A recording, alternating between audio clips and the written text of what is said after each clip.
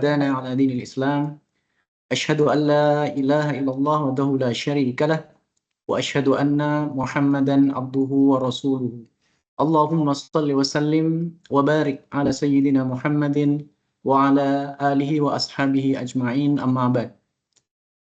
Selamat datang Bapak dan Ibu di kajian Islam yang insya Allah penuh berkah dan hikmah pada sore hari ini.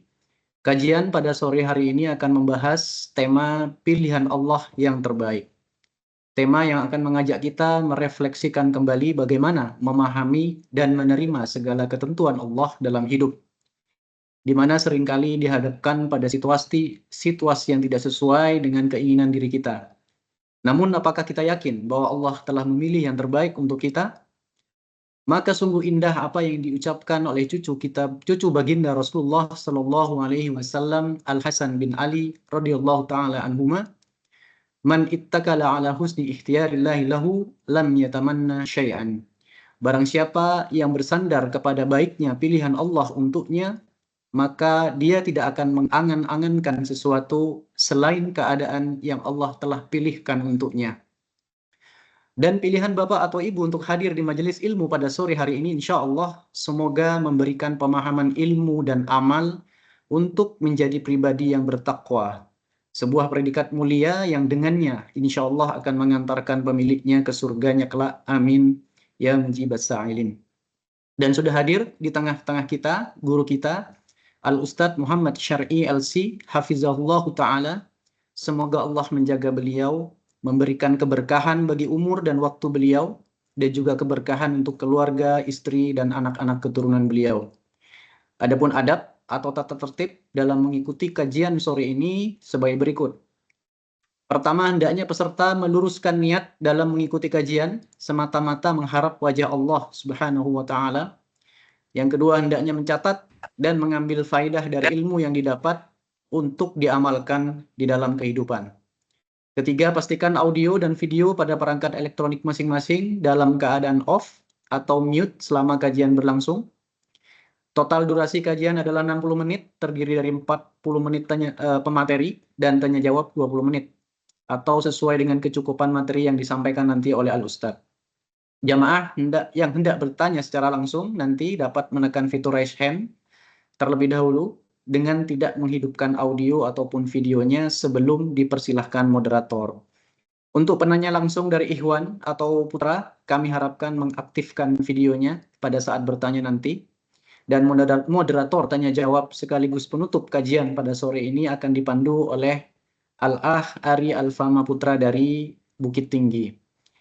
Langsung saja kita mulai kajian sore hari ini kepada Al-Ustadz Muhammad Syar'i LC Hafizahullah Ta'ala falyatafaddal mashkura. Ya, barakallahu fikum wa jazakumullahu khairan untuk teman-teman sekalian, Bapak, Ibu-ibu rahimani wa rahimakumullah yang sudah hadir pada pertemuan kita di sore hari ini di hari Jumat, di antara waktu terbaik yang Allah berikan kepada seorang hamba-Nya itu adalah di Jumat sore. Semoga Allah Subhanahu wa taala memberikan keberkahan bagi kita semua, terutama dari pelajaran yang akan kita pelajari, karena pelajaran kita sebagaimana yang telah diinfokan tadi ini sebenarnya dalam sebenarnya kalau lihat dari judulnya, pilihan Allah yang terbaik. Ini kalau jadi judul kajian bagus, jadi judul buku juga bagus, ya. Jadi judul film juga bagus, ya. Tapi keindahan dari judul ini pada hakikatnya hal yang harus kita usahakan, hal yang harus kita perjuangkan. Berbicara tentang pilihan Allah Subhanahu wa taala yang terbaik, itu harus kita perjuangkan. Kenapa? Karena kadang kita sebagai manusia yang lemah berpikir bahwa pilihan yang terbaik itu adalah apa yang saya cita-citakan, apa yang saya inginkan, apa yang saya sudah rencanakan. Maka begitu kita mendapatkan pilihan selain itu, maka kita merasa hati kita begitu hancur. Semua yang kita hadapkan atau yang kita miliki adalah kegagalan. Padahal kita sama-sama meyakini bahwa pilihan Allah itu adalah pilihan yang paling terbaik. Namun pada prakteknya ini sangat sulit. Ya. Maka di kesempatan sore hari ini, Bapak-bapak, Ibu-ibu rahimani wa rahimakumullah, di keadaan kesederhanaan ini ya, karena ini saya pas banget ini masih di jalan, masih di mobil tepatnya, mudah-mudahan tetap bisa kondusif, dan ini saya yakin adalah pilihan Allah yang terbaik. Akhirnya baru bisa mulai itu ternyata di mobil, saya pikir udah bisa sampai rumah dan seterusnya. Ala kulli hal ya, inilah pilihan yang terbaik yang Allah Subhanahu wa taala pilihkan buat kita. Nah, di awal ini Bapak Ibu sekalian rahimani wa rahimakumullah, saya ingin ajak Bapak Ibu sekalian untuk bisa masuk ke dalam judul kita yang sangat luar biasa ini, pilihan Allah yang terbaik. Saya minta Bapak Ibu bisa membuka surat Al-Baqarah ya. Tepatnya pada ayat 216. Pada surat Al-Baqarah di ayat 216.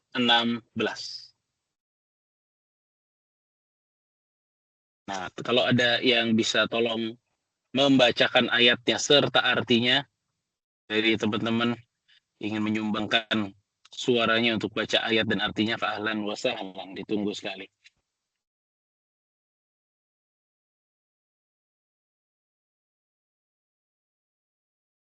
Surat Al-Baqarah 216. Ya, Ustaz. Kita scroll dulu Al-Qur'annya, Ustaz. Silakan.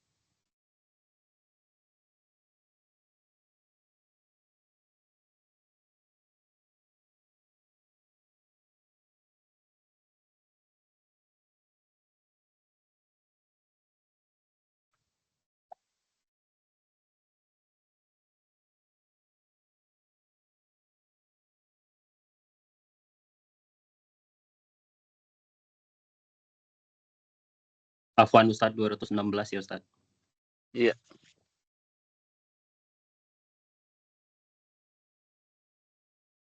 Tafadhal Ari. Ana coba baca Ustaz. Ya. A'udzu billahi minasyaitonir rajim. Bismillahirrahmanirrahim. Kutiba alaikumul qitalu wa huwa kurhul lakum wa asa an takrahu syai'aw wa huwa khairul lakum wa asa an tuhibbu syai'aw wa huwa syarrul lakum wallahu ya'lamu wa antum la ta'lamun. Sadaqallahul azim. Diwajibkan atas kamu berperang, padahal itu tidak menyenangkan bagimu. Tetapi boleh jadi kamu tidak menyenangi sesuatu, padahal itu baik bagimu. Dan boleh jadi kamu menyukai sesuatu, padahal itu tidak baik bagimu. Allah mengetahui, sedangkan kamu tidak mengetahui. Barakallahu fiik. Nah, ini adalah ayat yang menjadi sebuah prinsip dan kaidah di dalam Islam. Ya.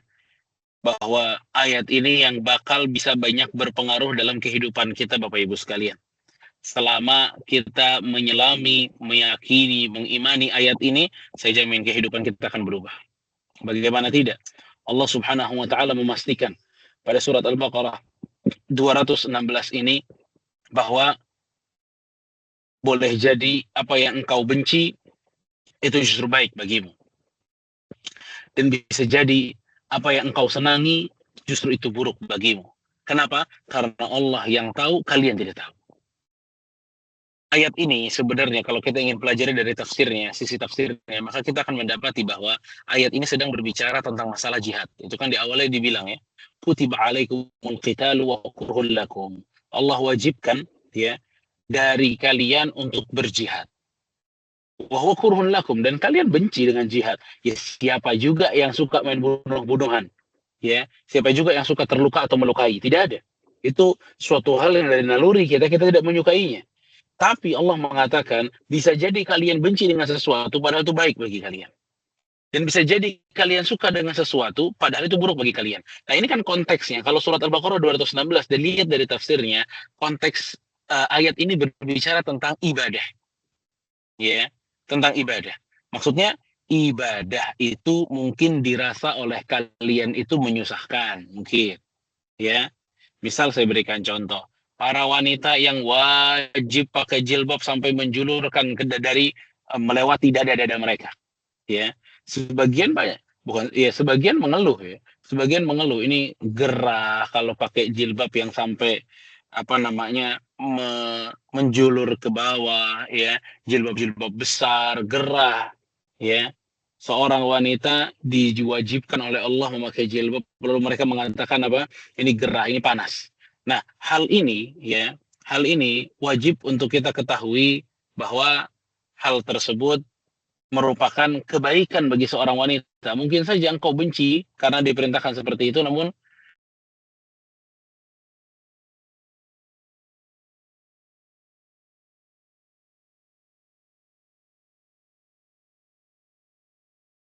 eh, afwan, sebentar ya, Bapak Ibu, mohon maaf ya.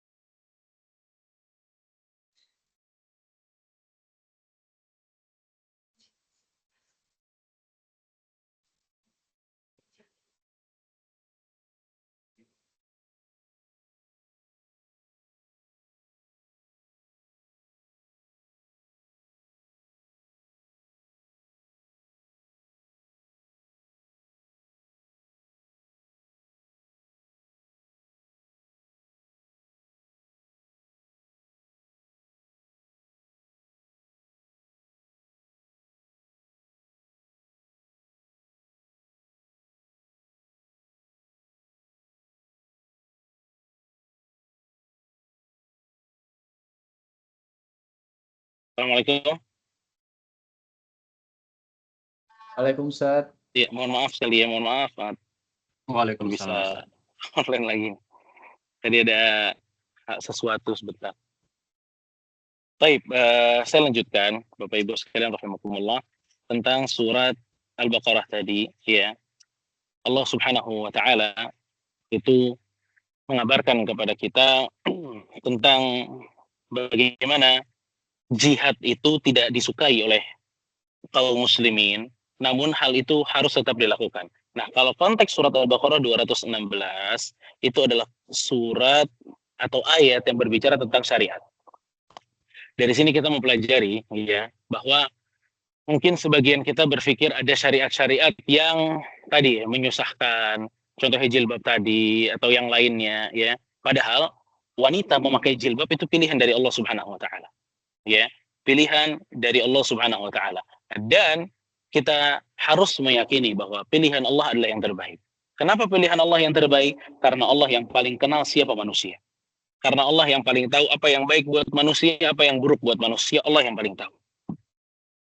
Itu juga konteks dalam syariat. Juga di dalam syariat kita, Rasulullah SAW pernah bersabda juga. Kata Rasulullah SAW, la yahillu limra'atin an tusafira fi yawmin wa laylah illa ma'adhi mahramin. Contoh ya, Rasul SAW pernah bersabda tentang larangan wanita pergi safar sendirian misalnya. Itu banyak begitu kaum muslimin mendengar hadis itu, mereka ada yang tidak nyaman dengan hadis tersebut. Namun ketahuilah bahwa larangan tersebut pun itu baik buat kalian walaupun kalian tidak menyukainya. Ya. Kenapa? Karena memang banyak syariat-syariat yang mungkin begitu masuk kepada hati kita, jiwa kita, ini merupakan sesuatu yang tidak menyenangkan bagi kita. Namun padahal di situ memiliki hikmah yang sangat banyak. Hikmah yang sangat banyak. Jadi ayat 216 ya, itu mengajarkan kepada kita atau konteksnya berkaitan dengan ibadah. Nah, saya ingin mengajak lagi Bapak Ibu sekalian untuk kembali melihat Al-Qur'an, tepatnya pada surat An-Nisa. Pada surat An-Nisa ayat ke-19. Pada surat An-Nisa ayat ke-19.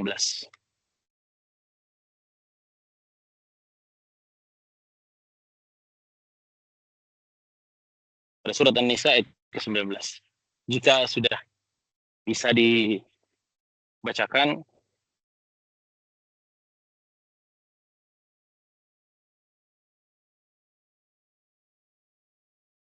Sudah, Ustaz? Yep. Baik, silahkan, Mbak. An-Nisa 19 ya, Ustaz? Betul. A'udzu billahi minasyaitonir rajim. Ya ayyuhalladzina amanu la yahillu lakum an tarithun nisaa karhan wa la ta'duluhunna litadhhabu bi ba'di ma ataitumuhunna illa an ya'tina bi fahishatin mubayyinah wa ashiruhunna bil ma'ruf fa in karihtumuhunna fa asa an takrahu syai'aw wa yaj'alallahu fihi khairan katsira. Baik orang-orang yang beriman, tidak halal bagi kamu mewarisi perempuan dengan jalan paksa, dan janganlah kamu menyusahkan mereka karena hendak mengambil kembali sebagian dari apa yang telah kamu berikan kepadanya, kecuali apabila mereka melakukan perbuatan keji yang nyata. Dan bergaullah dengan mereka menurut cara yang patut. Jika kamu tidak menyukai mereka, maka bersabarlah, karena boleh jadi kamu tidak menyukai sesuatu, padahal Allah menjadikan kebaikan yang banyak padanya. Iya. Nah, kalau surat An-Nisa 19 itu mirip memang makna ayatnya dengan ayat surat Al-Baqarah tadi. Fa in karihtumuhunna fa asa an takrahu syai'an wa yaj'alallahu fihi khairan katsira. Jika kamu tidak menyukai mereka, maka bersabarlah karena boleh jadi kamu tidak menyukai sesuatu padahal Allah menjadikan kebaikan yang banyak padanya. Kalau surat An-Nisa ayat 19 ini Bapak Ibu sekalian, ini konteksnya tentang istri. Ya, maksudnya istri gimana? Tentang pasangan ini. Jadi Allah bilang, jika kalian tidak menyukai istri kalian, maksudnya jika istri kalian itu sudah tidak kalian sukai, atau pasangan kalian tidak kalian sukai, ima dengan sebab karena ibadahnya, atau karakternya, atau sifatnya, marah-marah terus, dimarahin terus, lalai, begini dan begitu, ya.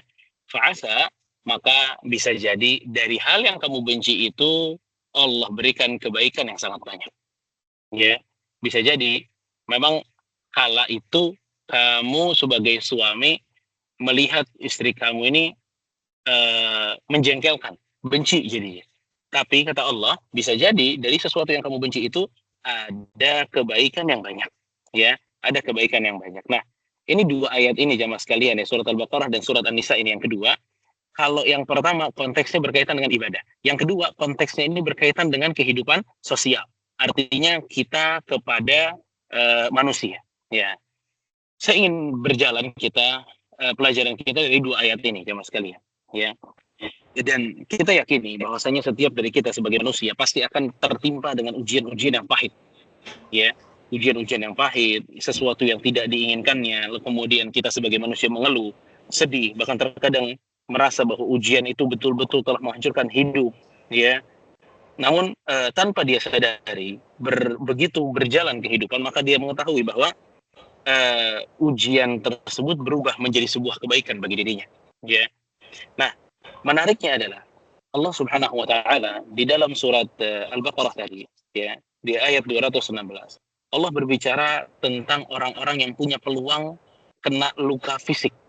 Ya, luka fisik itu sakit, namun bisa jadi ya, itu jadi baik bagimu. Nah, ini seakan-akan ya, kata para ulama, Allah Subhanahu wa taala ingin memberikan kaidah ini kepada orang-orang yang memiliki fisiknya yang sakit. Contohnya dia punya penyakit dalam tubuhnya, ya, dia terluka misalnya, maka ketahuilah penyakit yang Anda derita bisa jadi kalian memang benci, tapi itu ada baiknya bagi kalian, ya, ada baiknya bagi kalian, ya. Wa asa an tuhibbu syai'an, dan kita menginginkan kulit kita menjadi lebih putih, kulit kita bisa menjadi lebih bagus. Kata Allah, bisa jadi kalian suka sesuatu, akan tetapi itu buruk bagi kalian, ya, itu buruk bagi kalian. Jadi konteks 216 surat Al-Baqarah itu banyak berkaitan dengan fisiknya seseorang, dan ujian itu banyak lewat fisik, bagaimana yang kita ketahui. Nah, yang kedua, surat An-Nisa tadi itu justru ya berkaitan tentang hal-hal yang psikis. Yang sakitnya itu ada di dalam hati, ya. Entah kita dikecewakan oleh orang, kita ditipu oleh orang, ya, dan hal-hal yang berkaitan akan menyakitkan hati kita. Maka sama kata Allah, bisa jadi kalian memang sakit di situ, namun bisa jadi pula Allah memberikan kebaikan yang sangat banyak dari kedengkianmu, kesedihanmu itu, ketidaknyamanan tersebut, kegundahan tersebut, kekecewaan tersebut, bisa jadi di situ ada kebaikan yang sangat banyak. Ya, ada kebaikan yang sangat banyak. Maka dari sini kita harus bisa membangun ya jiwa kita, agar jiwa kita itu saat menerima suatu musibah, saat menerima suatu hal yang tidak kita harapkan, maka ketahuilah Allah menyiapkan kebaikan yang sangat banyak di sana. Allah menyiapkan kebaikan yang sangat banyak, ya.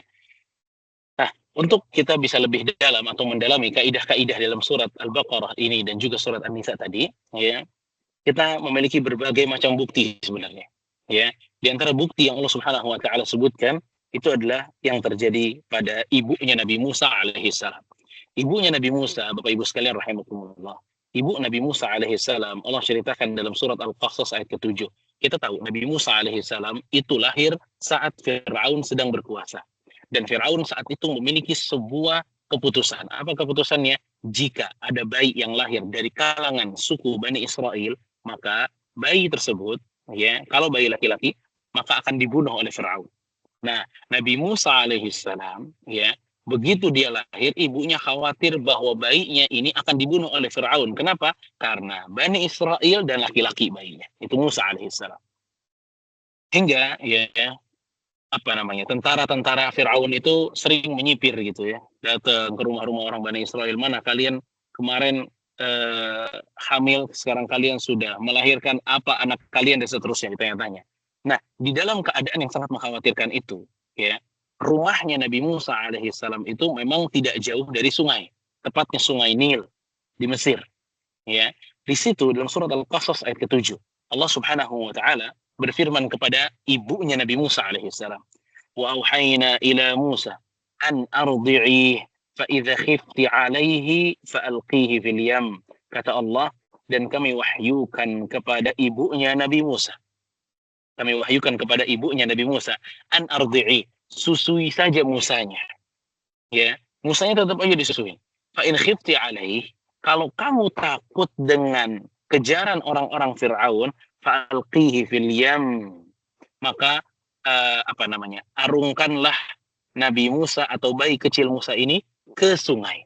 Ya, jadi Nabi Musa ini ditaruh di satu tempat gitu, kemudian kata Allah diarungkan saja, dijalankan saja ke sungai. Lalu Allah bilang apa? Bayangin ya, Allah minta si ibu tersebut untuk membiarkan anaknya berada di sungai dan anaknya ini masih umur menyusui. Nabi Musa alaihissalam. Apa kata Allah? Wala takhafi wala tahzani. Jangan takut, jangan sedih kata Allah. Apa? Inna radduhu ilaik wa ja'iluhu minal mursalin. Aku akan mengembalikannya kepadamu dan aku akan menjadikan anakmu sebagai seorang rasul. Lihat. Ya. Kalau kita lihat cerita dari awal, ya, maka siapa ibu yang ingin menelantarkan anaknya? Siapa ibu yang kuat melihat anaknya dilantarkan di sungai begitu saja, tidak tahu siapa yang akan mengambil. Namun rahasia Allah begitu besar. Walaupun hal itu tidak disukai dan merupakan itu perintah Allah, karena Allah yang suruh, fa'alqihi fil yam. Biarkanlah anakmu itu hanyut di sungai tersebut. Kenapa? Ternyata yang mengambil Musa kecil itu adalah istrinya Fir'aun. Begitu melihat Musa, itu sangat senang dengan Musa. Sampai akhirnya Musa berada di kerajaan Fir'aun. Ya, sampai istrinya Nabi Musa meminta Fir'aun untuk, ini anak, saya tahu anaknya Bani Israel, tapi yang ini jangan dibunuh. Ya, akhirnya Fir'aun itu nurut sama istrinya. Ya, Fir'aun nurut sama istrinya. Akhirnya Nabi Musa tinggal justru di kerajaan. Pada saat awal-awal Nabi Musa tinggal di kerajaan, Nabi Musa alaihissalam ini tidak bisa disusui oleh sembarang orang. Hingga akhirnya dibuatlah pengumuman besar-besaran, siapa yang bisa menyusui anak angkat dari Fir'aun ini, maka kami akan memberikan ini dan itu. Hingga akhirnya dicari, maka disitulah ibunya Nabi Musa dikabarkan bahwa sesungguhnya itu adalah Musa. Dan sekarang orang kerajaan sedang mencari perempuan yang bisa menyusui bayi kecil tersebut. Akhirnya Nabi Musa kecil kembali lagi ke pangkuan ibunya dalam keadaan ibunya sudah tenang, tidak khawatir akan didatangi oleh tentara-tentaranya Fir'aun, tidak. Nah ini subhanallah, ya. Fa'asa an takrahu syai'an, bisa jadi engkau membenci sesuatu padahal itu baik bagimu. Dan bisa jadi engkau mencintai sesuatu padahal itu buruk bagimu. Mungkin ibunya Nabi Musa di awal pengen memeluk terus anaknya, tapi ternyata kalau sampai dia peluk terus anaknya, tidak dihanyutkan ke sungai sebagaimana perintah Allah, bisa jadi dibunuh oleh tentara-tentaranya Fir'aun.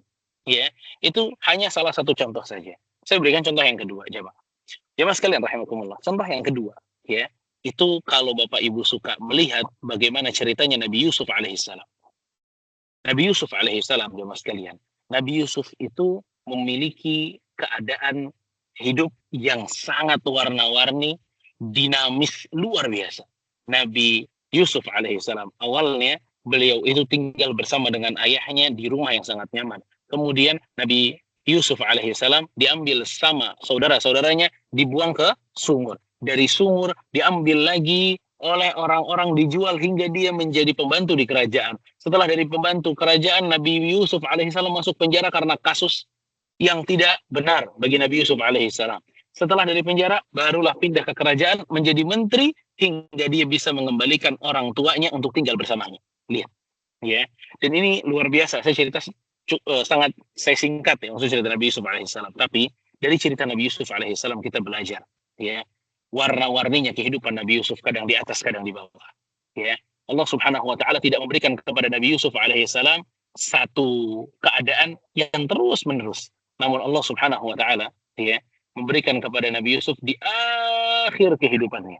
Ya, di akhir kehidupannya Allah Subhanahu Wa Taala menginginkan Nabi Yusuf itu menjadi orang yang bahagia. Menariknya adalah di dalam surat Yusuf, ya, dari segala macam dinamisnya kehidupan Nabi Yusuf alaihissalam, ya. Nabi Yusuf dalam surat Yusuf ayat ke-100, Nabi Yusuf bilang, وَرَفَعَ عَبَوَيْهِ عَلَى الْعَرْشِ وَخَرُّوا لَهُ سُجَّدًا. Kata Allah dan Yusuf menaikkan ibu bapaknya ke atas singgasana Yusuf, وَخَرُّوا لَهُ سُجَّدًا. Kemudian saudara-saudaranya, bapaknya, ibunya sujud kepada Nabi Yusuf. وَقَالَ يَا أَبَتِي, dan dia mengatakan, wahai ayahku. sesungguhnya kejadian inilah takwil dari mimpi yang pernah aku rasakan puluhan tahun sebelumnya di waktu aku masih kecil.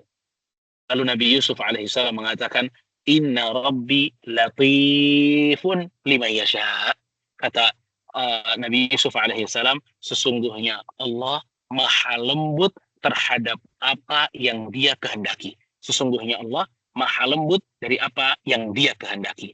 Ini Bapak Ibu sekalian rahimakumullah, kalau kita bisa nih ya, sebagai orang yang beriman, mengimani perkataan Inna Rabbi latifun liman yasha.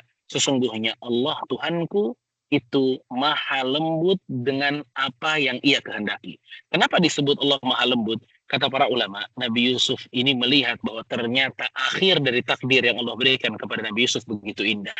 Walaupun di awalnya sempat berdarah-darah, namun pada saat Nabi Yusuf bersabar, ujungnya Allah berikan keindahan. Inilah yang dimaksud latif, lembut.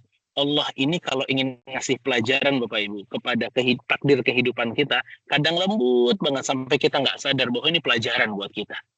Ya, di sini banyak senior-senior ya tentunya. Bagaimana kerjaannya kadang ada yang goals, ada yang tidak, ada yang berhasil, ada yang gagal. Namun begitu kegagalan itu berjalan atau terlewati, maka disitulah kita baru tahu bahwa belajar dari kegagalan yang kemarin, maka saya mendapatkan pelajaran ini dan itu. Dan begitu seterusnya. Ya, itu yang disebut latif. Allah itu latif. Allah tuh kadang kalau mau ngasih pelajaran kepada kita lewat takdir-takdirnya, itu lembut banget. Sampai sebagian orang tuh nggak sabar untuk bisa mendapatkan apa lessons-nya, apa pelajaran buat saya. Ya, kenapa? Karena Allah latifun lima yasha. Allah itu latif, bijaksana dalam memberikan hikmah dan lembut dalam memberikan hikmah. Makanya Nabi Yusuf alaihissalam, ya, atau kalau kita baca cerita Nabi Yusuf dari awal, ya, ini kita tidak mengetahui bagaimana apa hikmahnya Nabi Yusuf kok sampai dilempar ke dalam sumur. Ternyata hikmahnya di ujung nanti, bahwa kehidupan yang indah yang dimiliki Nabi Yusuf di ujung kehidupannya itu berasal dari cerita yang awalnya dimasukin ke sumur dulu. Maka bisa jadi ya, kesulitan-kesulitan hidup kita ini bisa membuahkan hasil yang bahagia di depan. Ya, kenapa begitu? Fa'in karihtumuhunna fa'asa an takrahu syai'an wa yaj'alallahu fihi khairan katsira. Karena bisa jadi, ya. Kalau Nabi Yusuf benci sama saudara-saudaranya mungkin dulu, namun akhirnya tidak benci Nabi Yusuf. Kenapa? Karena bisa jadi yang kalian benci itu justru menimbulkan kebaikan yang banyak bagi kalian. Ya, menimbulkan kebaikan yang banyak bagi kalian. Tadi kan kalau surat An-Nisa itu kan berkaitan dengan istri, pasangan, ya. Bisa jadi Bapak Ibu sekalian kalau istri kita misalnya orangnya menjengkelkan, bawel, ya. Karena bawelnya itu kita kalau malam-malam suka tahajud, minta doa biar lebih sabar, ya. Mungkin kalau istrinya nggak bawel, nggak tahajud, ya. Punya suaminya cuek, ya. Maka karena cueknya itu kita sering nangis kepada Allah, kita minta sama Allah. Nah, itu bisa jadi, ya. Itu adalah kebaikan bagi kita. Kalau kita tidak mendapatkan suami yang seperti itu, mungkin kita malah jarang berdoa, jarang menangis di hadapan Allah. Ya, jarang menangis di hadapan Allah. Dan mungkin kita sebenarnya telah diberikan oleh Allah Subhanahu wa taala surga dengan derajat yang begitu tinggi. Namun salat kita lemah, puasa sunnah kita lemah. Maka itu tuh surga yang begitu tinggi itu harus dikejar dengan amalan-amalan lain. Apa itu? Allah menitipkan dalam kehidupan kita ada pasangan yang tidak membuat kita nyaman, ya. Makanya kita diperintahkan untuk sabar. Nah, dari kesabaran itu bisa jadi kita naik tuh tingkatan surganya ke surga yang telah Allah siapkan bagi kita. Ya, itu kadar dari firman Allah. Mungkin atau bisa jadi sesuatu itu kalian suka namun ternyata buruk bagi kalian, dan mungkin juga sesuatu itu baik bagi kalian atau buruk bagi kalian padahal itu kebaikan bagi kalian. Ya, itu Nabi Yusuf alaihissalam. Ya. Juga saya berikan contoh di dalam surat Al-Kahfi, ya, di dalam surat Al-Kahfi ayat 80 sampai 81.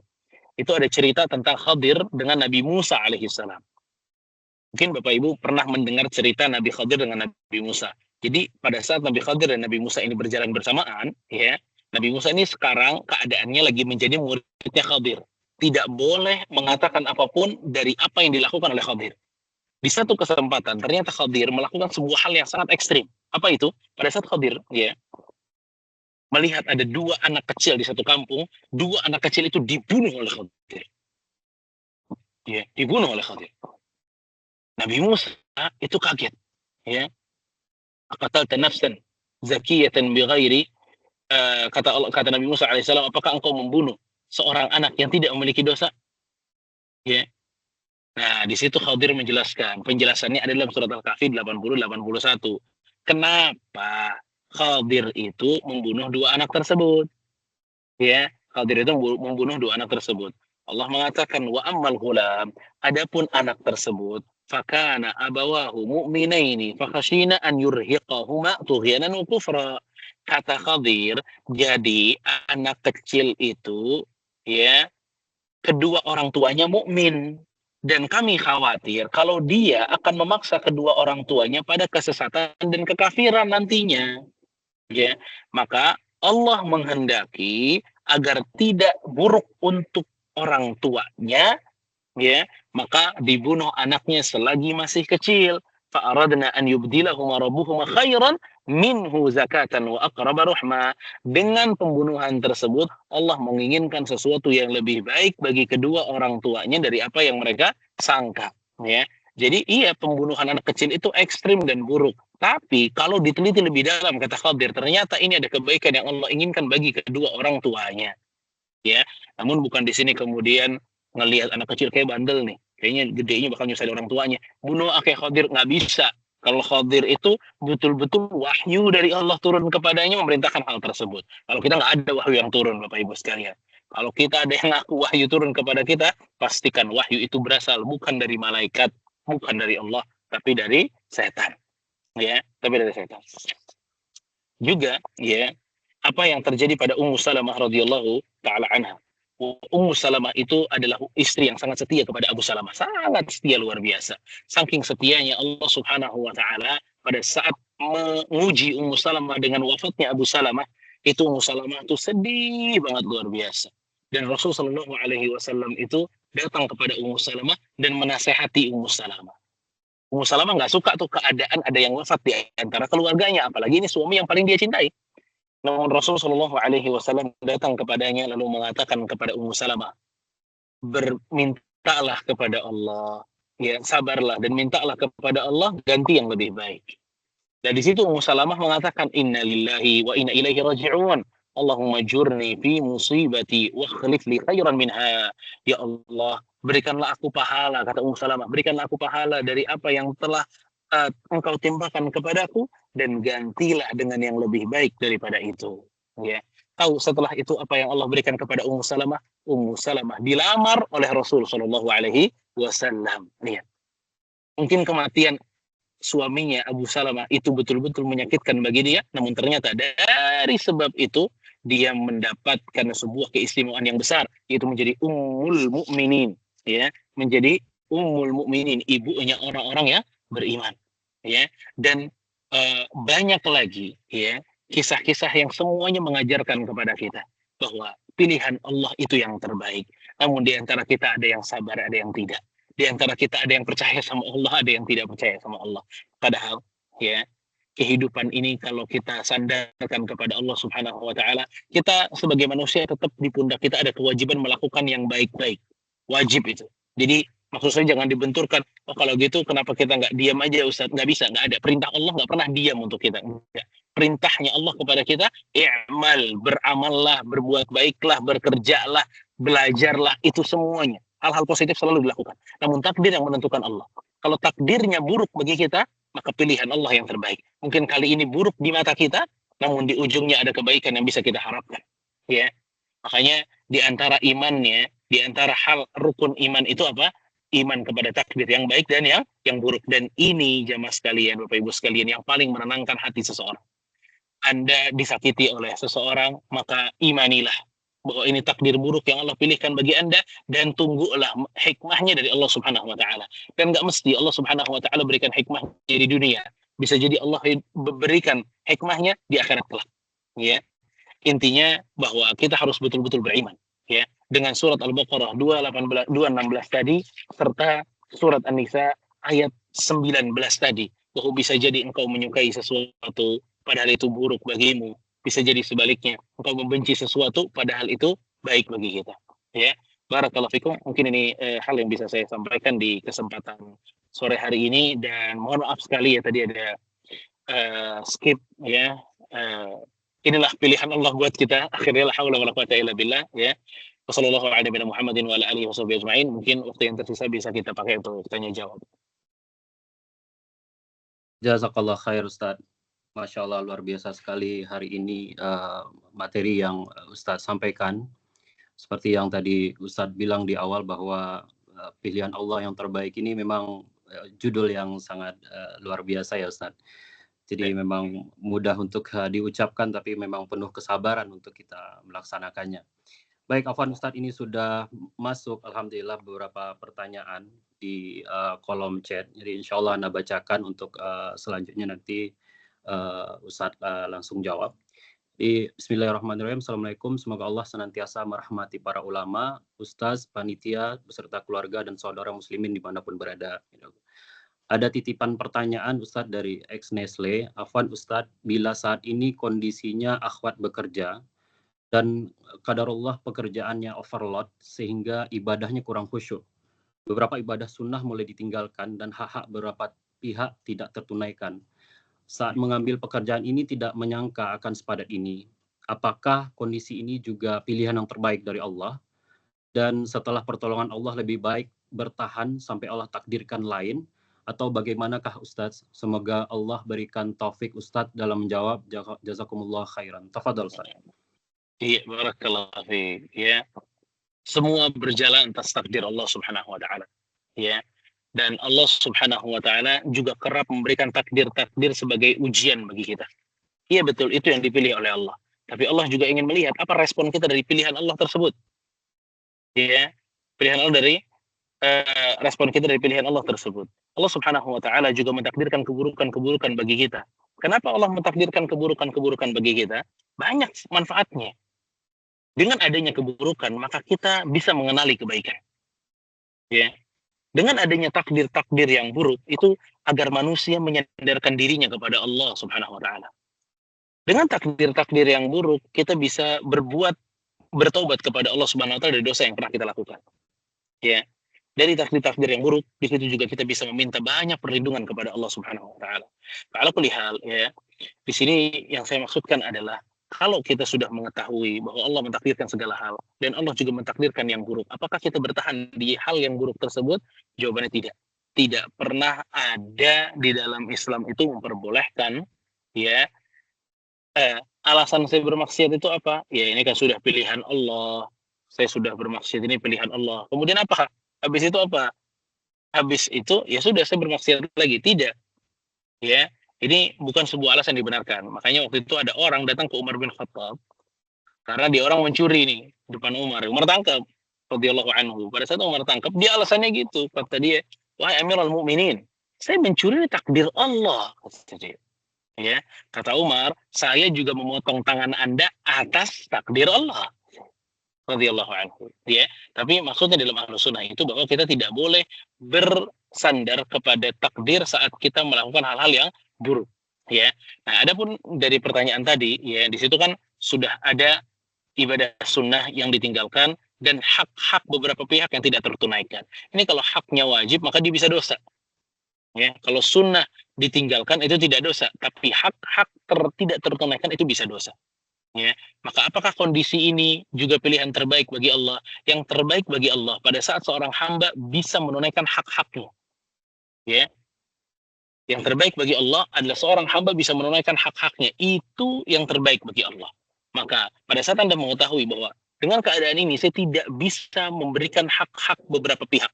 Maka dari sini ya, kita mengetahui bahwa hal itu tidak juga disenangi oleh Allah Subhanahu wa taala. Jadi apa yang mesti kita lakukan? Ya kita cari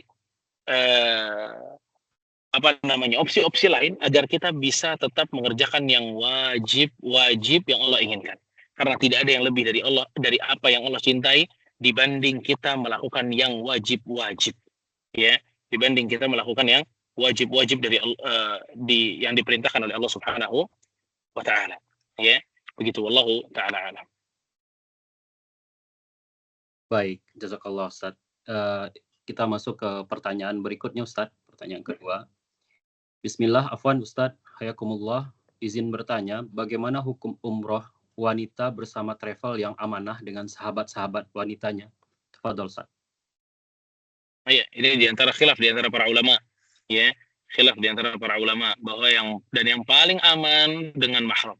Sudah tidak ada yang lebih aman daripada itu. Ya, tidak ada yang lebih aman daripada itu. Ya, jadi yang paling aman itu para wanita bersafar dengan mahramnya. Sudah tidak ada yang lebih aman daripada itu. Walaupun memang kita mengetahui bahwa sebagian ada yang memperbolehkan jika ada rufqatun salihah.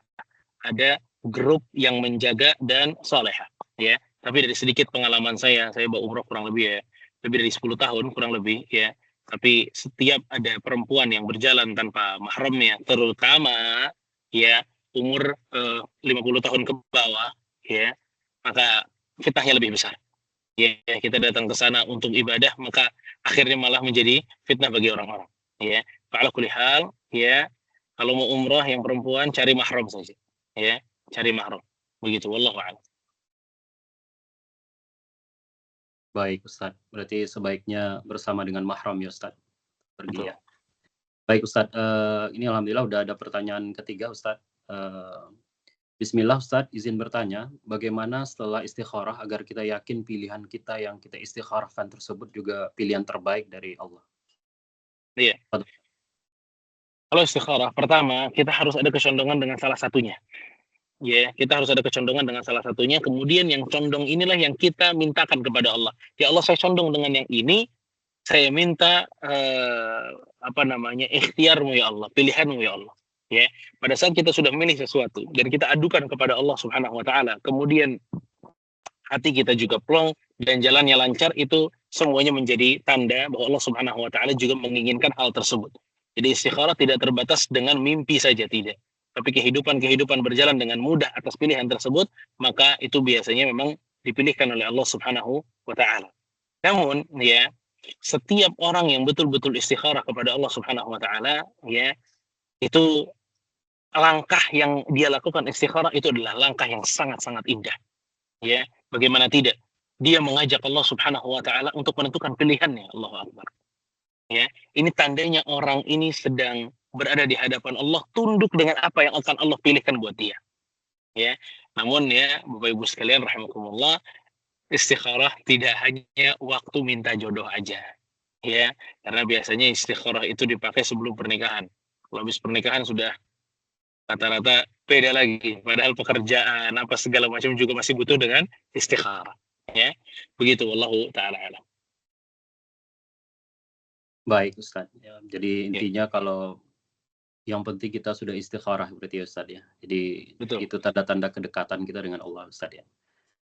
Baik, pertanyaan berikutnya Ustadz dari Bu Karima. Bismillah Ustadz, jika kita meminta petunjuk dari Allah dan mendapatkan jawaban melalui mimpi, bagaimana kita tahu bahwa mimpi tersebut datangnya dari Allah atau itu adalah gangguan dari syaitan? Fadhil Ustadz. Ya. Barakallahu. Kalau mimpinya dari Allah Subhanahu wa taala, mimpinya bagus-bagus, baik-baik. Ya, mimpinya baik-baik dan jelas. Gambaran mimpinya itu jelas. Kalau mimpinya dari syaitan itu menyeramkan, buruk, dan biasanya tidak jelas. Ya, banyak abstraknya. Ya, banyak abstrak. Kayak kita habis bangun tuh lupa itu ada siapa aja di sana dan seterusnya kita lupa. Tapi kalau mimpi dari Allah Subhanahu wa taala, pertama mimpinya bagus, mimpinya baik. Mimpinya baik, dan kedua biasanya jelas dia. Kita kenali itu siapa saja yang ada di situ, dan waktu kita bangun kita masih ingat. Nah, ini si tadi di mimpi itu ada si A, B, C, dan D. Nah, itu di antara tanda bahwa itu mimpinya mimpi yang baik. Gitu. Baik Ustadz, berarti kalau seandainya setelah istikharah itu juga kita mimpinya mimpi hewan-hewan yang mungkin dianjurkan untuk dibunuh, berarti tanda-tanda buruk juga Afwan Ustadz berarti. Apa? Mimpinya apa? Kalau setelah misalnya melakukan sholat istikharah, jadi di malamnya misalnya tidurnya mimpinya mimpi-mimpi hewan, ular, dan segala macam gitu Ustaz. Itu tanda pilihannya juga belum yang baik atau bagaimana Ustaz? Makanya tadi saya katakan bahwa istikharah itu tidak harus dijawab lewat mimpi. Ya, bisa jadi itu memang gangguan syaitan aja dari kita. Ya, gangguan syaitan yang dibuat oleh syaitan kepada kita dengan memberikan mimpi-mimpi yang buruk. Ya, mimpi-mimpi yang buruk. Maka yang kejadian seperti itu ditunggu lagi, minta lagi sama Allah, istikharah lagi kepada Allah Subhanahu wa taala.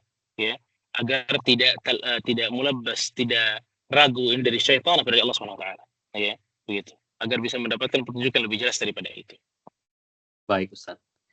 Kita masuk ke pertanyaan selanjutnya Ustaz. Bismillah, mohon penjelasannya mengenai sunatullah dan qadarullah. Karena sering Ana mendengar ketika ada orang yang terkena sakit yang berat, misalnya diabetes atau GERD, ia mengucapkan qadarullah. Padahal mungkin karena ia tidak menjaga kesehatan diri sendiri, pola makannya tidak teratur, pola olahraga dan sebagainya. Apakah tepat jika orang tersebut mengucapkan qadarullah? Afwan jika pertanyaan Anda kurang tepat, Ustaz. Jazakallah khairan. Tafadhal, Ustaz. Ya, barakallahu fiik. Perkataan qadarullah itu disunahkan untuk mengatakannya bagi orang yang mendapatkan takdir yang buruk. Ya, qadarullah wa syafa'al. Ya.